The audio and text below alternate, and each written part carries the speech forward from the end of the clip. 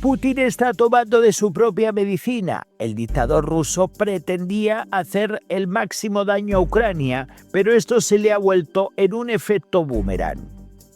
El colapso de la banca secreta del Kremlin, la ruina financiera de Putin se acelera. Las sanciones occidentales finalmente están desmantelando la fachada financiera del Kremlin y empujando a las instituciones bancarias rusas hacia una grave crisis de liquidez cada vez más profunda.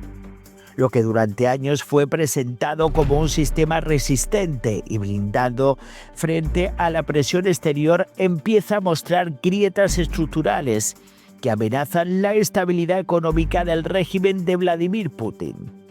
Desde el inicio de la guerra en Ucrania, Estados Unidos, la Unión Europea y sus aliados han desplegado un paquete de sanciones sin precedentes contra sectores clave de la economía rusa.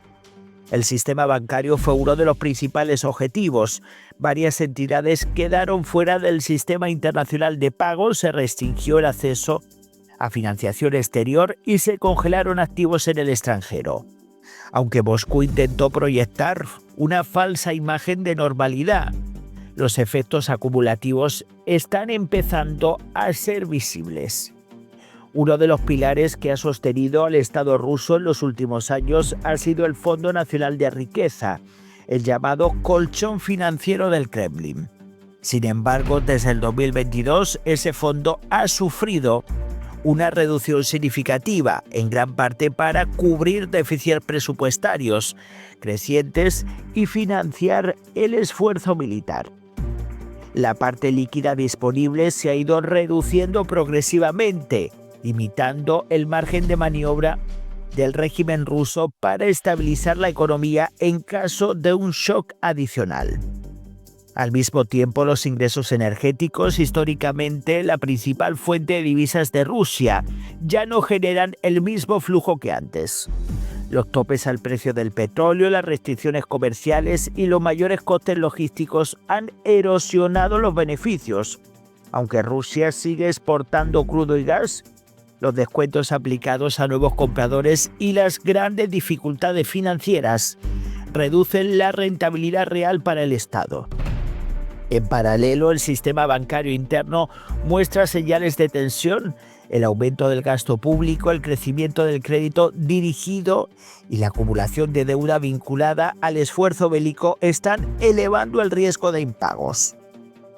Analistas advierten de que parte de esa deuda permanece oculta en estructuras financieras opacas, una especie de banca en la sombra, vinculada al aparato estatal, diseñada para sostener sectores estratégicos sin que el impacto sea visible en las cuentas oficiales. El Banco Central ruso ha intervenido para sostener el rublo y contener la inflación mediante tipos de interés elevados, pero esa estrategia tiene un gran coste.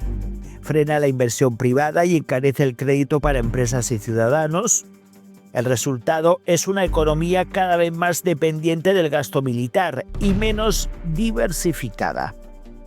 Esta creciente presión financiera no es solo un problema contable, tiene implicaciones directas sobre la capacidad del Kremlin para sostener operaciones militares prolongadas. Una guerra de desgaste exige recursos constantes, salarios, equipamiento, producción industrial y logística. Si las reservas siguen disminuyendo y los ingresos no logran compensar el déficit, el margen estratégico de Moscú podría estrecharse significativamente.